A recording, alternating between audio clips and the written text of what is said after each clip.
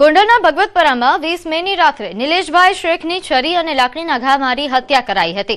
રાજકોટ હોસ્પિટલમાં સારવાર દરમિયાન તેમનું મોત નિપજતા પોલીસે ઝડપભેર કાર્યવાહી કરી અને 2 આરોપીઓને ઝડપી પાડ્યા।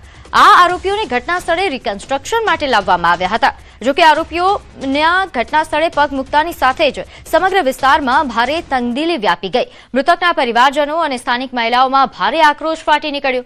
મહિલાઓએ આરોપીઓને કડક સજા કરવાની માંગ સાથે ઉગ્ર વિરોધ નોંધાવ્યો, જેના કારણે તંગદિલી સર્જાતા પોલીસે બંને આરોપીઓને તાત્કાલિક સ્થળ પરથી ખસેડી દીધા। ઘરના મોભીના હત્યારાને જોઈને વિફરેલી મહિલાઓએ પોલીસ બંદોબસ્ત વચ્ચે જ ભારે ચીચિયારીઓ શરૂ કરી દીધી। રોષે ભરાયેલી મહિલાઓએ ન્યાયની માંગ સાથે આકરા સૂત્રોચ્ચાર કર્યા।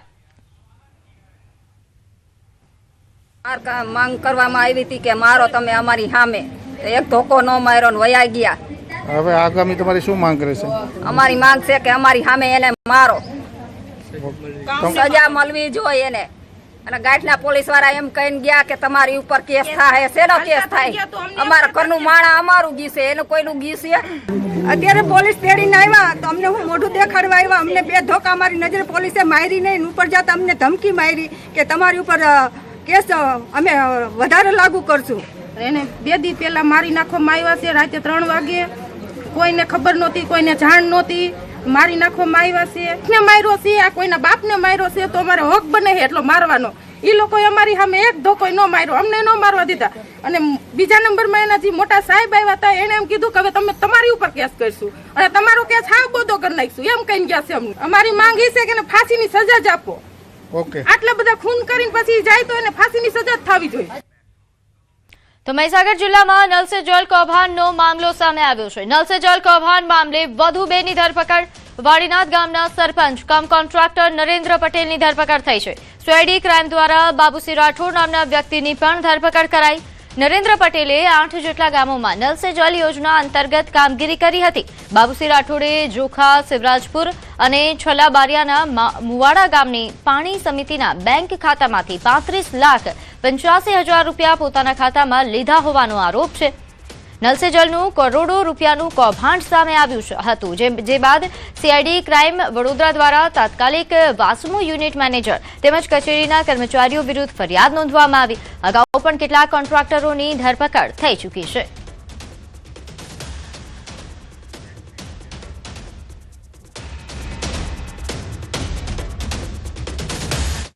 તો આજે વાત કરીએ દેશભરમાં સિવિલ સર્વિસીસ પ્રિલિમ્સ પરીક્ષા 2026। દેશભરના કુલ 83 પરીક્ષા કેન્દ્ર પર પરીક્ષાનું આયોજન। આ વર્ષે ઉમેદવારોની સુવિધા માટે ભુવનેશ્વર, કાનપુર અને મેરઠ સહિત 3 નવા કેન્દ્રો ઉમેરાયા છે। 3 નવા કેન્દ્રો ઉમેરાતા હાલના કેન્દ્રો પરનું ભારણ હળવું થયું છે। 3 નવા ઉમેરાયેલા કેન્દ્રો માટે 23,000થી વધુ ઉમેદવારોએ પસંદગી કરી।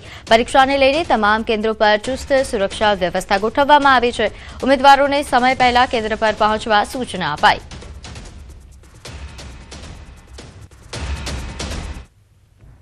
તો યુપીએસસી માટેની પ્રિલિમ પરીક્ષા માટે અમદાવાદના 51 કેન્દ્ર પર પરીક્ષાનું આયોજન કરવામાં આવ્યું છે। 2 શિફ્ટમાં પરીક્ષા યોજાશે। પ્રથમ સવારે 9 વાગે પરીક્ષા શરૂ થઈ તો બીજી પરીક્ષા 2:30 વાગ્યે શરૂ થશે।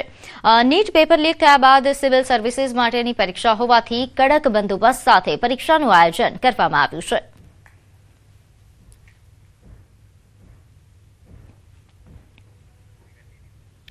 તો આ તરફ રાજકોટ શહેરમાં 2400થી વધુ ઉમેદવારો પરીક્ષા આપી રહ્યા છે। શહેરમાં કુલ 9 કેન્દ્ર પર યુપીએસસીની પરીક્ષાનું આયોજન થયું છે। રાજ્યમાં અલગ અલગ જિલ્લાઓમાંથી પરીક્ષા આપવા માટે પરીક્ષાર્થીઓ પહોંચ્યા। દિવસ દરમિયાન કુલ 2 પેપર લેવામાં આવશે। આઈએએસ અને આઈપીએસ અધિકારી બનવા માટે આ પરીક્ષા ખૂબ જ મહત્વની માનવામાં આવે છે।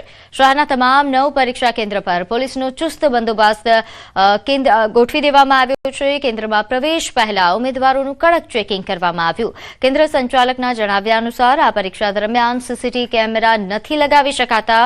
પરીક્ષા દરમિયાન પરીક્ષા કેન્દ્ર પર જામર લગાવવાની વ્યવસ્થા છે।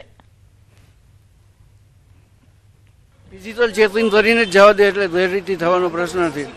અંદર સીસીટીવી એલાઉ નથી આમાં, અને ઝામરની ને એની બધી વ્યવસ્થા રાખેલ છે તંત્ર દ્વારા બહુ વ્યવસ્થિત, એટલે કોઈ પ્રેરિત થવાનો પ્રશ્ન ઉપસ્થિત રહેતો નથી. રાજકોટમાં જે યુપીએસસીની પરીક્ષા લેવાઈ રહી છે ત્યારે પરીક્ષા કેન્દ્રો પર પણ જે અત્યારે પોલીસનું જે ચેકિંગ થઈ રહ્યું, પોલીસ દ્વારા જે ચેકિંગ કરવામાં આવી રહ્યું છે, ઉમેદવારોનું ચેકિંગ કરીને તેમને અત્યારે જે છે પરીક્ષા ખંડમાં પ્રવેશ આપવામાં આવી રહ્યો છે.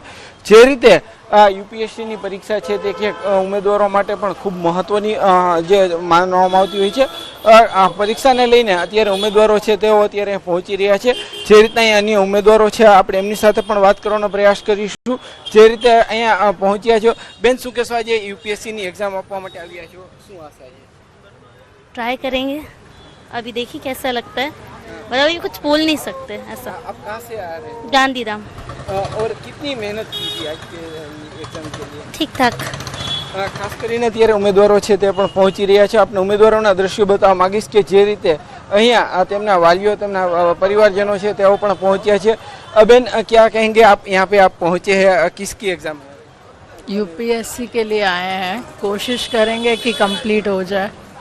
आप कहाँ से आ रहे हैं? गांधीधाम से ही हैं, हम साथ में हैं. आज की एग्जाम कितनी इम्पोर्टेंट है आपके लिए? बहुत इम्पोर्टेंट रखती है, इसमें क्लियर होते हैं तो बहुत अच्छी बात है आगे बढ़ने में. ખાસ કરીને જે રાજ્યના અલગ અલગ જિલ્લાઓમાંથી અત્યારે ઉમેદવારો પહોંચી રહ્યા છે અને પરીક્ષાઓ માટેની જે છે પૂરતી તૈયારીઓ કરી રહ્યા છે. પરીક્ષા છે નિર્વિઘ્ન લેવાય તેવું હાલ ઉમેદવારો પણ ઈચ્છી રહ્યા છે. હાર્દિક જોશી, ન્યૂઝ 18 ગુજરાતી, રાજકોટ.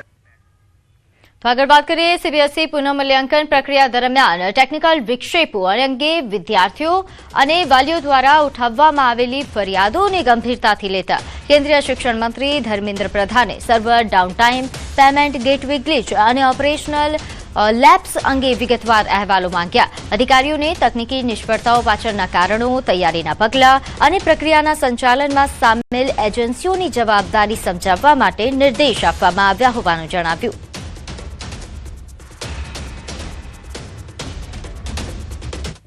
આગળ વાત કરીએ ગીર સોમનાથમાં ડીઝલની કટોકટી વચ્ચે ખેડૂતો મુશ્કેલીના વંટોળમાં સપડાયા છે. ચોમાસા પૂર્વે ખેતીકામની તૈયારીના સૌથી અગત્યના સમયે ડીઝલ ન મળતા ખેડૂતો એક પેટ્રોલ પંપ પરથી બીજા પેટ્રોલ પંપ સુધી ધક્કા ખાઈ રહ્યા છે. કોડીનાર, ગીર ગઢડા અને ઉના વિસ્તારમાં સ્થિતિ વધુ ગંભીર છે. જ્યાં ડીઝલનું ટેન્કર પહોંચે ત્યાં ટ્રેક્ટર અને ડબ્બા સાથે ખેડૂતોની પણ લાંબી લાઈનો લાગી જાય છે. ઉનાના કેસરિયા વિસ્તારમાં તો મોડી રાત્રે ટેન્કર પહોંચતા ખેડૂતો રાતભર રાહ જોતા નજરે પડ્યા. વાવણી અને પાક ઉત્પાદન પર સીધી અસર થવાની ભીતિ ઊભી થઈ છે. ખેડૂતો સરકાર અને તેલ કંપનીઓ સામે રોષ વ્યક્ત કરી રહ્યા છે અને તાત્કાલિક પૂરતો ડીઝલ પુરવઠો ઉપલબ્ધ કરાવવાની માંગ કરી રહ્યા છે. ખેડૂતોનું કહેવું છે કે જો સમયસર ડીઝલ નહીં મળે તો સમગ્ર કૃષિ વ્યવસ્થા પર ગંભીર અસર પડી શકે છે. હવે અત્યારે ડીઝલ લેવા ખેડૂત ઉપર અત્યારે ખેડૂતની સિઝન છે, બરોબર. ખેતરું બધા સુધારવાના છે, બરોબર. 50% ખેતરું સુધરા નથી ને અત્યારે ડીઝલ અહીંયા 20 લીટર આપે. 20 લીટરમાં થાય હું 7 કલાક હાલે ટ્રેક્ટર, કોઈ 6 કલાક હાલે ટ્રેક્ટર. 4 વાગ્યાને આવ્યા છે, હવે ઘડીક અહીંયા ચાલુ રાખ્યું ને અત્યારે એ લોકોએ બંધ કરી દીધું કે ડીઝલ નથી. ટ્રેક્ટર લઈને અહીંયા ધક્કા ખબર આવે. હવે રસ્તામાં મારું 5 લીટર તો વહી જાય ડીઝલ. ટ્રેક્ટર અત્યારે ડીઝલ મળતું જ નથી, બરાબર.